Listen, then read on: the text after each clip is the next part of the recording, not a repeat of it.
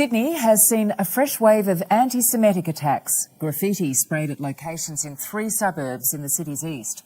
It comes as police probe a terror plot after finding a caravan packed with explosives at Dural. Sydney waking to another wave of anti-Semitic horror. You can clearly observe the effects of the wave of horror right there.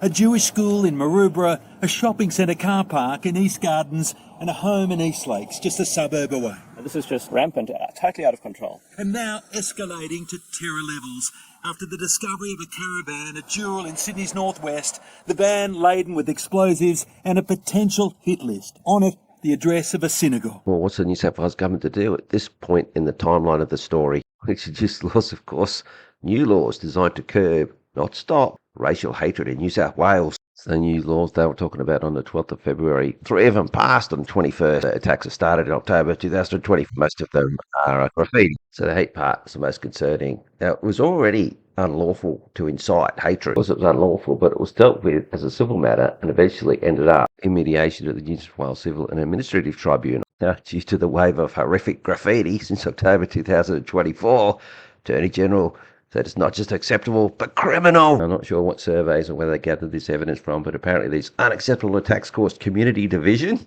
How you got to quantify that? And fear. Just graffiti, remember. Not death or destruction. It's been fair crime to hinder. Think about that. Hindering someone. Now, that's funny enough in and of itself. Was there intended to be a time frame? Like an hour, half an hour, 1 minute, 30 seconds, 1 second. I shouldn't laugh. This is serious law from a serious New South Wales government. You could do it if you've got a reasonable excuse. Not sure what excuse could possibly be reasonable. It's getting very subjective for criminal law now, isn't it? Of course, this is for selective application, so you can't do it at one place, but you can do it at another. If you hinder somebody, maybe even 10 seconds, conduct is punishable by fine of $22,000 and 2 years inside. Take that, you hinderer. The second dot point is separate from the first dot point, which is very selective, isn't it? And of course, who's going to put one of those symbols up? Like, really, it has no effect, material effect, I mean, unless you have to pay for graffiti paint removalists.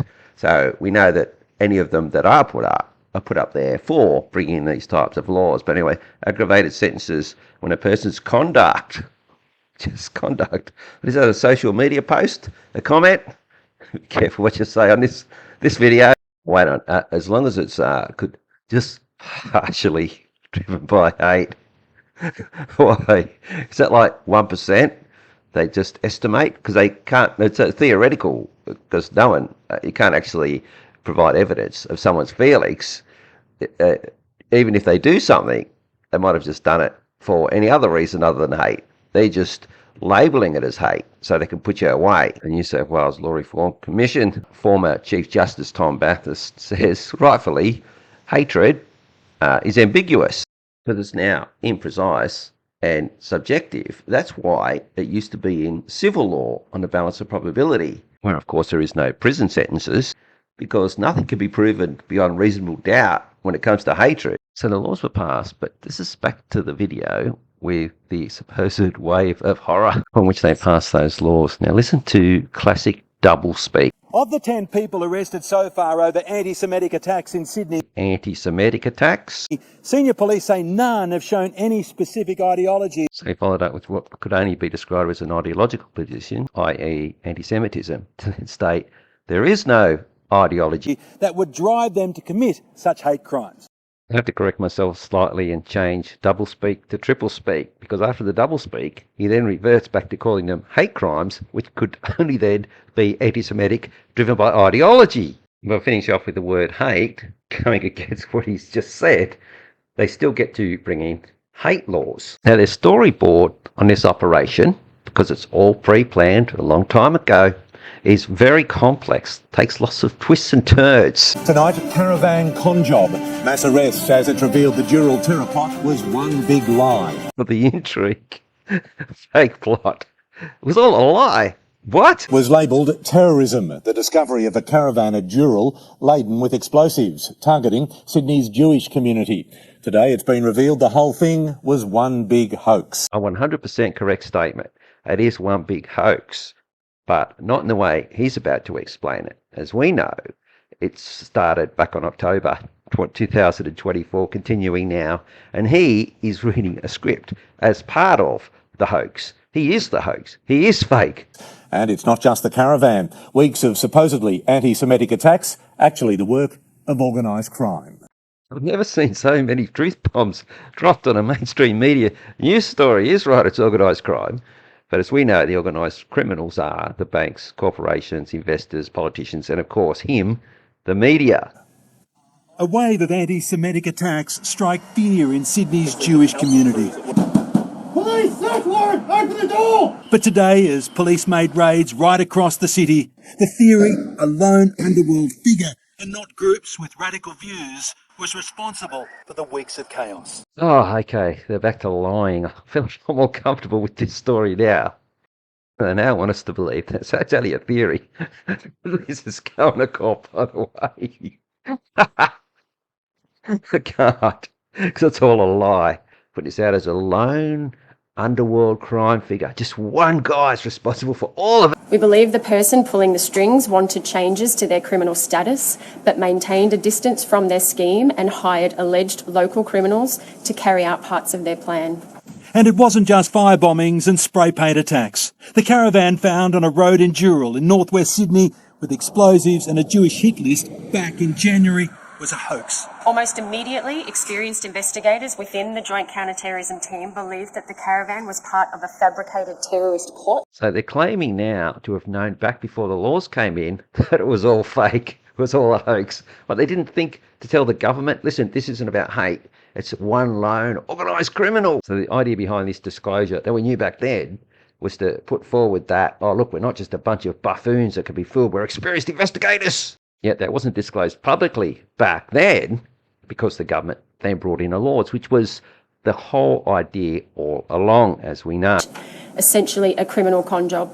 The alleged plan for criminals was to tip off police about the caravan in the hope they could get reduced sentences or charges dropped. Well, that's perfectly believable. That's what they're putting out there. Well, obviously now with that very believable story, the laws that they passed can be repealed. 250 New South Wales and federal police today rounded up 14 people. They currently face 49 charges. But the person police say who was pulling all the strings is as of tonight yet to be arrested. However, there's little doubt it's just a matter of time.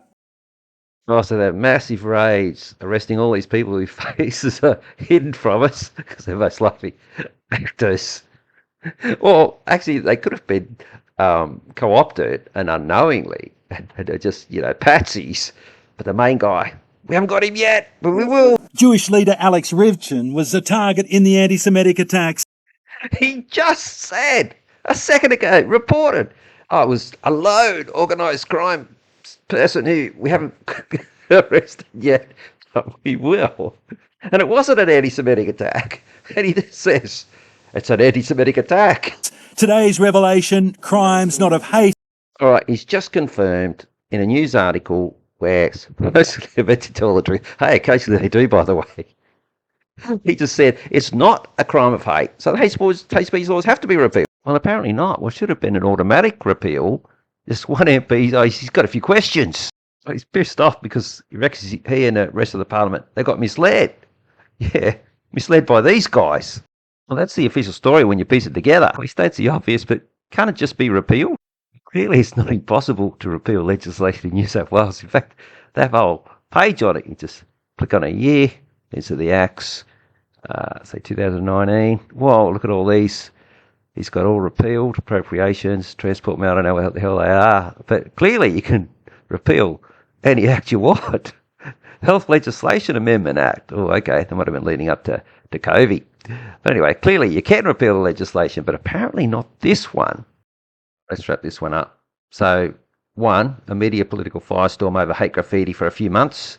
Draconian sentencing laws for hate speech and hinder introduced as quickly as possible. Divulge there was not hate and it was a conspiracy. And of course, last of all, keep the draconian laws, as was always the final goal of their operation here.